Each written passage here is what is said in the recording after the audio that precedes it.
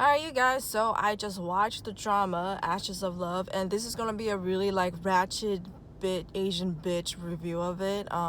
They put it on Netflix, so y'all bet they probably expect like ratchet Asians to be watching this because it's a very it's from China. It's a very like Chinese fantasy kind of drama with like the mythical heavenly realm, demon realm kind of fantasy world, and obviously the characters are very traditional Chinese behavior, and some of the well, because it's a drama, it already like messes it. Like, I hate the way the drama is because it's like everybody doesn't know what the real truth is and everybody gets to fight, blah blah blah, and it's like, dude, come on, the answer's right in front of your face. That's the whole point of watching drama. But I watch Ashes of Love, or I watch Chinese drama in general because I don't want to forget the Chinese language, because my parents don't speak Chinese to me, so I watch this. And this one, I really will say I really do like it. So this is not a hate video or anything. It's just my review about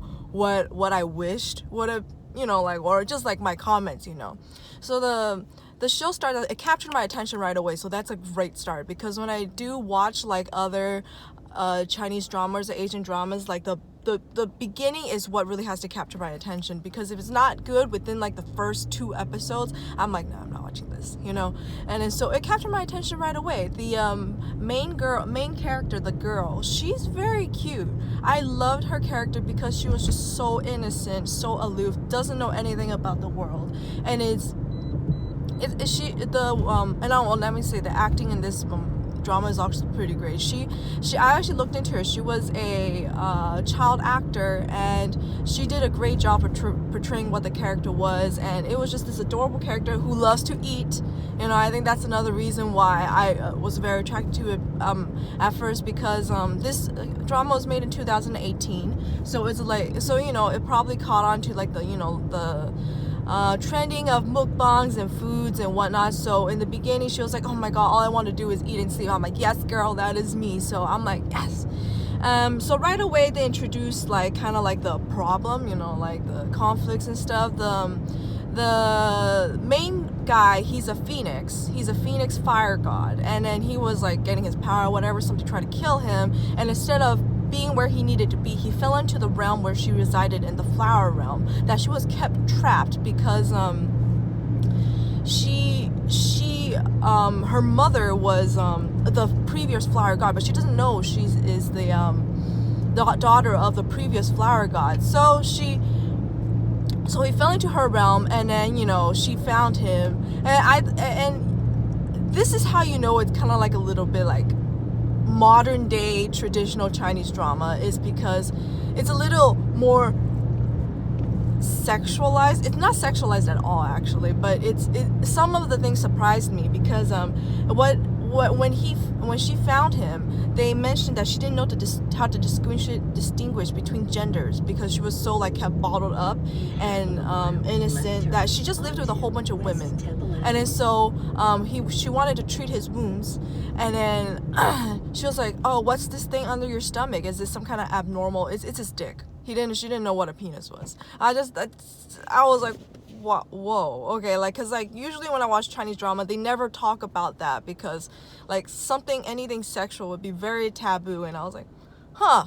So I was like, all right, if there's a little bit of sexuality going on in this drama, which there really isn't that much more in later on, I was like, oh, it's interesting. But still, no, it caught my attention because the graphics are on point, okay? And okay, I know a lot of people are gonna hate me for saying this. I don't think the guy is cute. I don't think that fire god is cute. You know who is cute? It is his brother. His brother, I want to fucking bang. His brother is the night god, and then so what happens is the girl gets into this love triangle that both the fire god and the water god falls in love with her. And then so the problem at first was because like, who is this girl, blah blah blah, and then they the heavenly god and emperor and empress, they favor the fire god more, because, well, he's the empress's son. The water god is a somebody else's son that you later figure out. Sorry, there's a lot of spoilers in this. That you later found out is a girl that the emperor had a fling with. She's a mermaid, so that's why he's like a water dragon, and he's a phoenix because his mother is a phoenix. But okay, so what happens at first with the girl Jingmi and Shifeng, which is the fire god? It's very cute. It's a very like forbidden romantic love. Them playing around, and because of her hairpin in her hair, he made it look like a guy. So it looked like it's his like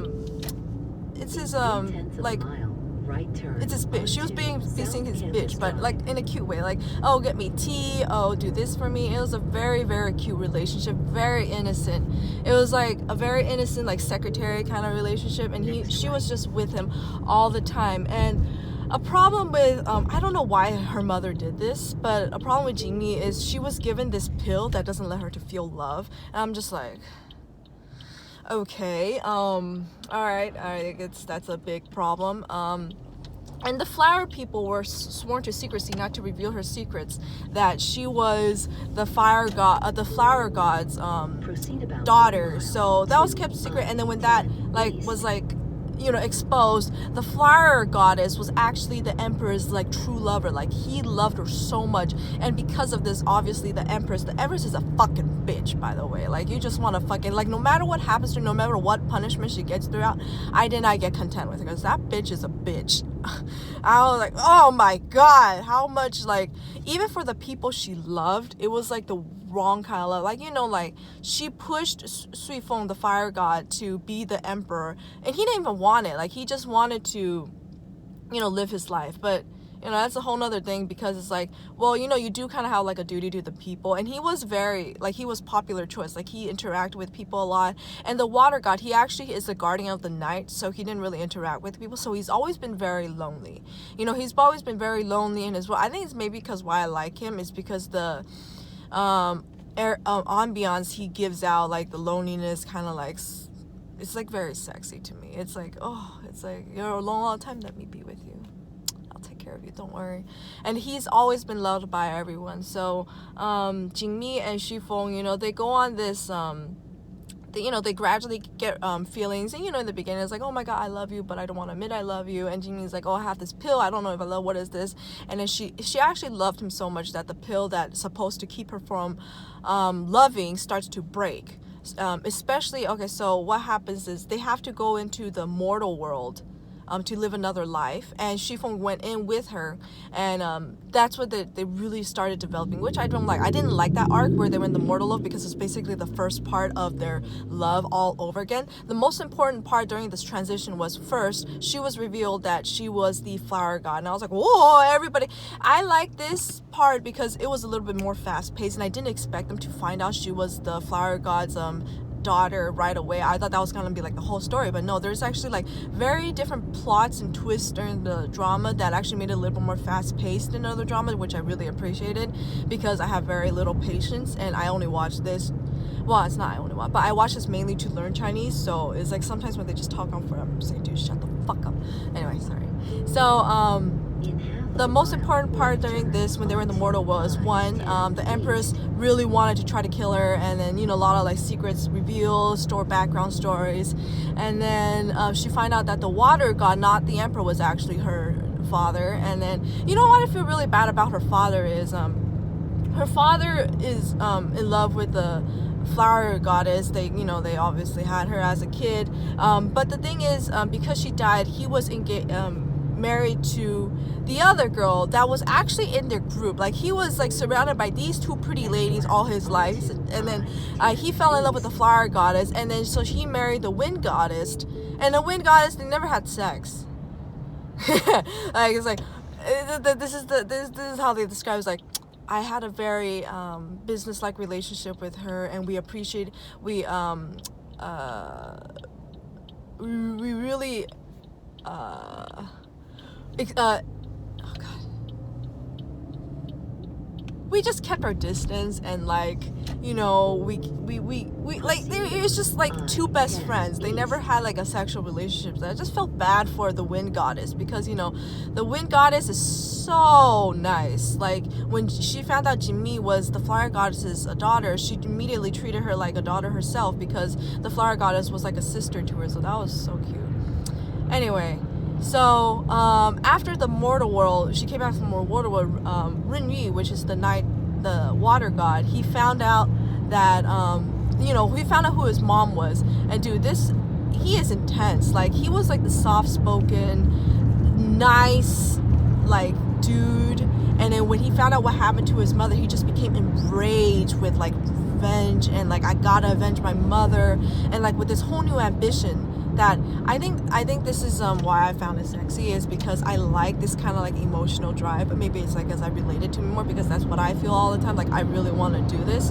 So he was filled with anger, emotion. He was going to take over the heavenly realm, and I was like, yes, dude, do it. I was just like, oh yeah, so turned on by him. I was like, yeah. So after she comes back from the heavenly realm, a whole bunch of shit happens, and then the empress, she has a like a niece. Her name is Sui He. She's a fucking stupid bitch. I don't know why it is, but apparently marrying cousins in that kind of Chinese drama is okay, because Shifeng is her cousin, but she gets obsessed with him. I'm like, girl, like, relax. Okay. Anyway, so I think the overall drama is very good. It's just I found out that Runyi, like his ambition, it reminded me a lot like Light from Death Note, and that kind of like extreme kind of ambition, that extreme thing to like do whatever you want to get what you want, no matter what the cost. Like Light started killing innocent people in Death Note because he wanted to believe in whatever he wanted to do. So Runyi actually got the entire motherfucking heavenly realm involved with his ambition. He took it over, and what happened was Sui He is the reason why Jingmi killed Shifeng, because she tricked him into thinking that Shifeng was the one that killed his her parents. I was like, oh god, the drama, dude.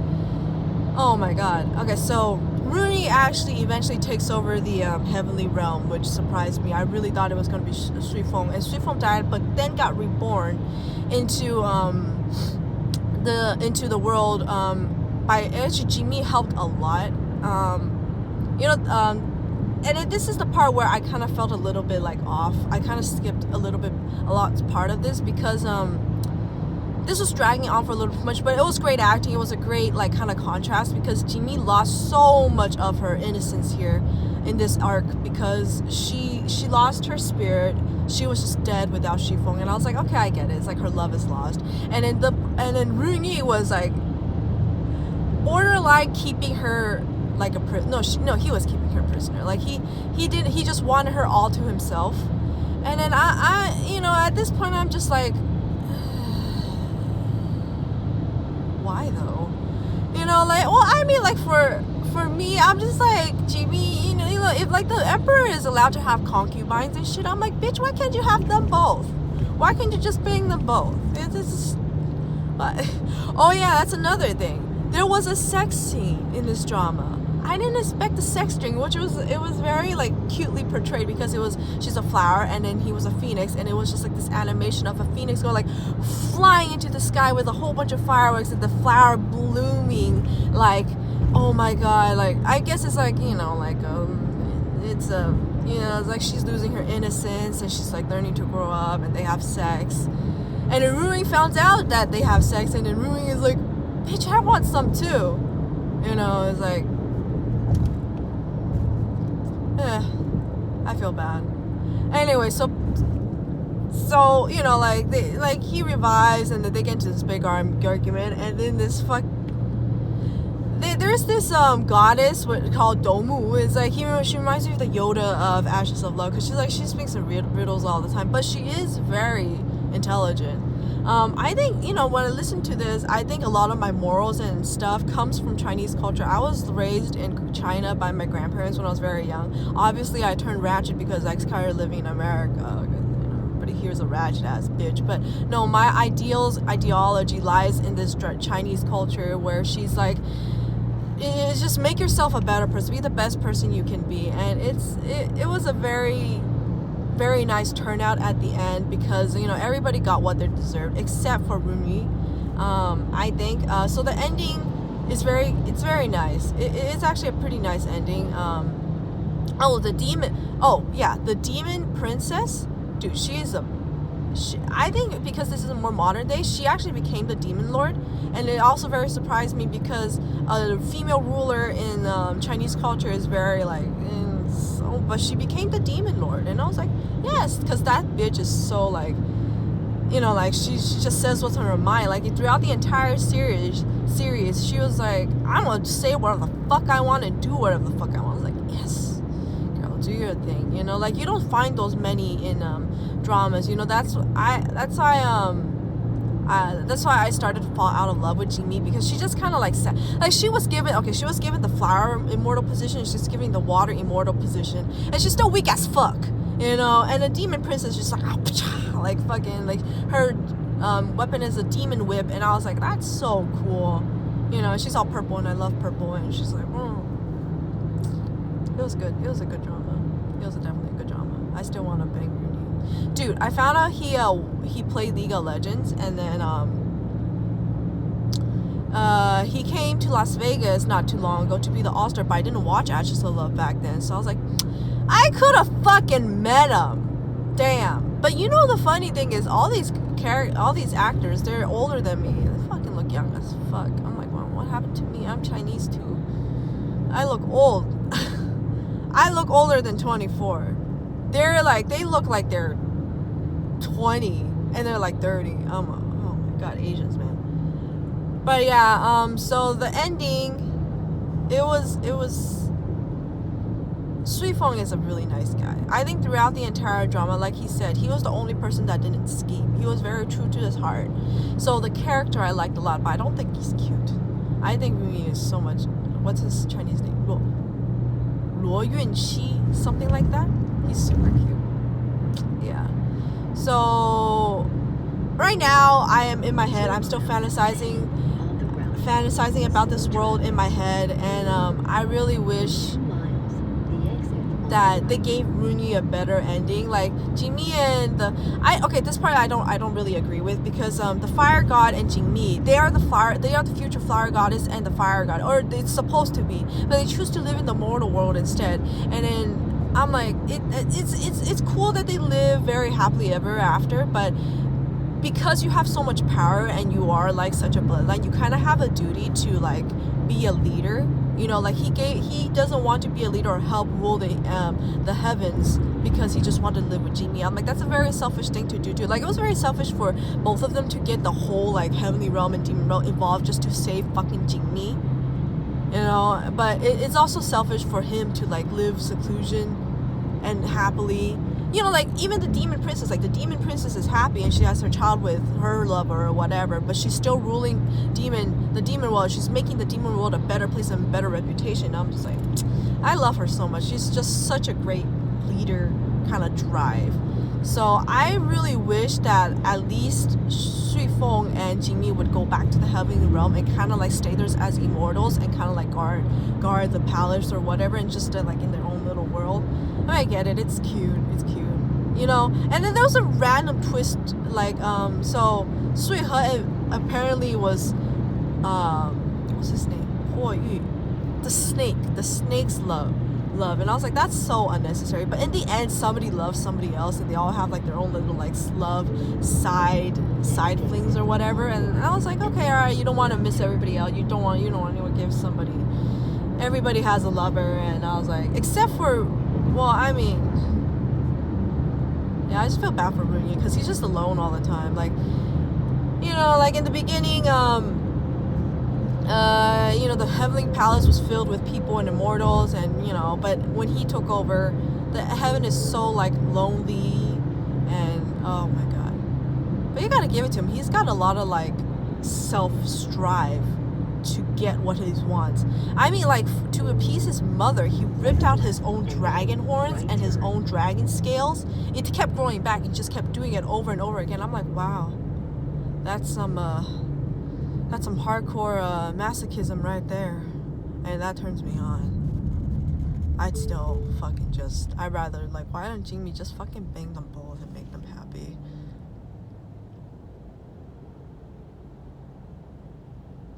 I'm obsessed with Bruni right now. You know, when you finish watching a drama, you're kind of like stuck into like their world. You just like want to be in their world, and I'm like, that's me right now. That's why I write fan fiction. So I might write fan fiction for this, I might not, but obviously I'm gonna make myself like a little love thing for Rooney, and then I'm gonna make myself fucking badass OP. You know what's funny is that he's a water dragon, and all my like fantasies, I'm always a dragon. I always have dragon powers in all my fantasies, so it's meant to be. No, but seriously, it's a really good drama. It's a good drama. It's definitely the top one. I think the only one that tops it right now is Eternal Love, 10,000 Miles of Peach Blossoms or something, because that one's very complete.